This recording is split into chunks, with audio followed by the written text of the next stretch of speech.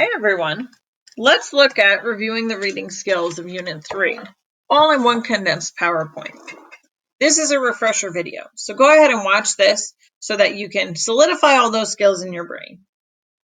The first skill that we were looking at was about leaving matters uncertain. What are we talking about when we're talking about leaving matters uncertain? Well, these are areas that the author has left some key information out or some holes in the story. The following steps are what you should follow in order to be able to obtain success on this reading skill. Step 1, identify an area that the author left uncertain. These are places in the text that you might have said, I wonder why, or wow, why is she acting like that? Or when you thought to yourself, he must have, and filled in the blank. Those are areas that the author left uncertain because it allowed your mind to wonder.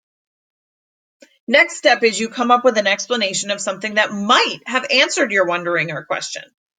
Why might she have been acting like that? Why did you wonder that? And he must have what?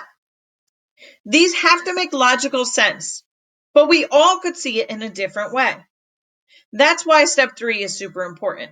You have to explain how you came to that possible conclusion by using textual evidence. So you identify an area that the author left uncertain that leaves you wondering. Come up with an explanation of what might answer that wondering or question you had, and then explain it with textual evidence. Predicting and inferring are a little bit different. When we predict, we talk about what might happen in the future. When we infer, we talk about what might fill in the holes that the author left. The district question for this reading skill reads as follows. Determine a part of the text that is left ambiguous or vague. Why do you believe the author chose to leave it this way? So you have to not only be able to identify the part of the text that's vague or uncertain or unclear, you have to make an inference and explain why you think the author left that open for interpretation, open for the reader to wonder. Be sure that you answer all parts of that question. This is a video that you can watch on your own time that talks about making inferences. Making inferences was also in Unit 1, so I feel pretty solid that you guys understand how to do it, but be sure to answer all the questions. Making inferences at Grammar Songs. Let's talk about the next reading skill. The next reading skill is word choice. The steps that you're going to take in order to apply this skill to the text are as follows. Step 1, do a complete read-through of the text. Read it from the beginning to the end without worrying about a thing at first. Then, now that you're done reading, identify the tone in the text. Remember, the tone is the author's attitude toward the subject matter. How are they feeling about this subject matter? Then we need to identify words that helped you understand that was the tone. If you say that the author has an angry tone, what are some words that help get you there? If you think that the author has a tone of strength, what are some words that helped you get there? The word choice is key here in identifying and being able to explain the tone. Last, we need to look at the connotations of those words. What were the emotions behind them? And how did those words help not only the tone, but the overall message of the text as well? Please note, we're going to focus on words that if they were changed, the meaning would be completely different.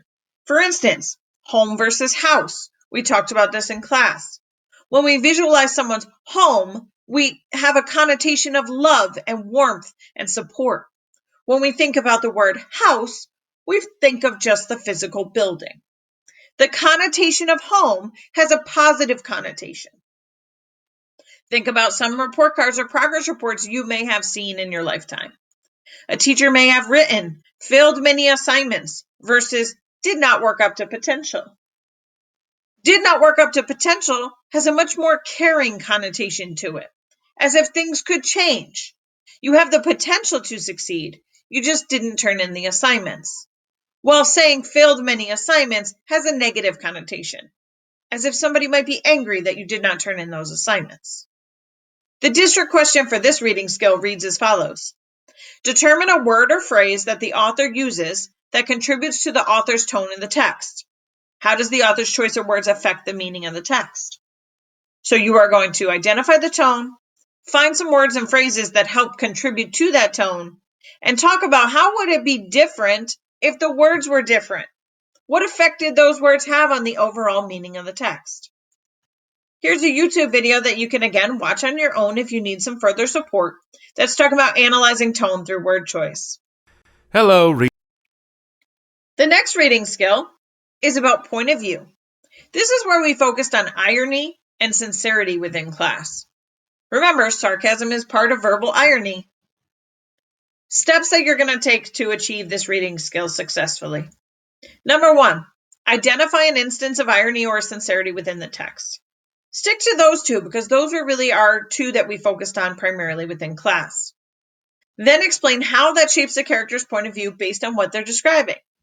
Note, this may be the same or differ from the tone that you believe the author themselves to have about the subject matter overall. Focus on dialing in on how a character specifically feels based on their usage of sincerity or irony. There are your two go-tos. Do they mean what they're saying genuinely, or do they mean the opposite? What does that tell us about their thoughts and feelings about the subject matter and them as a character? The district question reads as follows. How does this narrator view and speak about the events, ideas, and people in the story with sincerity, irony, sarcasm, or other? How is the character feeling about what's going on around them? Are they feeling sincerely about it, or are they being ironic and have opposite feelings about it? All right, a tip here, irony is much easier to point out than to prove sincerity. So if you see something that is ironic, talk about that and talk about what characters it influences around us. What does it tell us about how those characters are developing or feeling? Sincerity can also be done in text as well. It's up to you. Just make sure that you identify if it's sincerity or irony and how that shapes our understanding of the character. How does that show us their thoughts and feelings about the subject matter overall? Here's a video about irony and its purpose if you need some further support. Hello, everybody.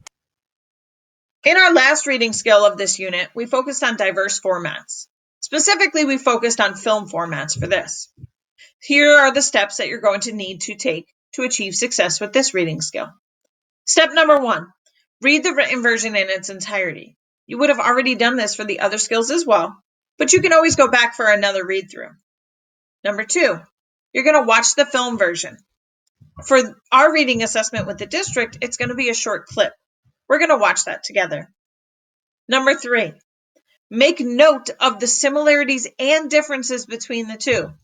We were doing it in column format throughout our lessons within class. So if you want to have a scrap piece of paper next to you as you're doing your reading assessment and take notes of similarities in the middle and differences on the outside, feel free. 4th step, explain why differences were made or similarities were kept the same. What does that tell us about the two interpretations and their point of view? Why did they keep it the same? What were they trying to prove? Why did they make it different? How did that change the message overall?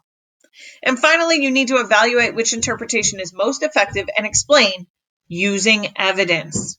You have to tell me which one was better. Please do not just say, I enjoyed the film more because I like to watch movies.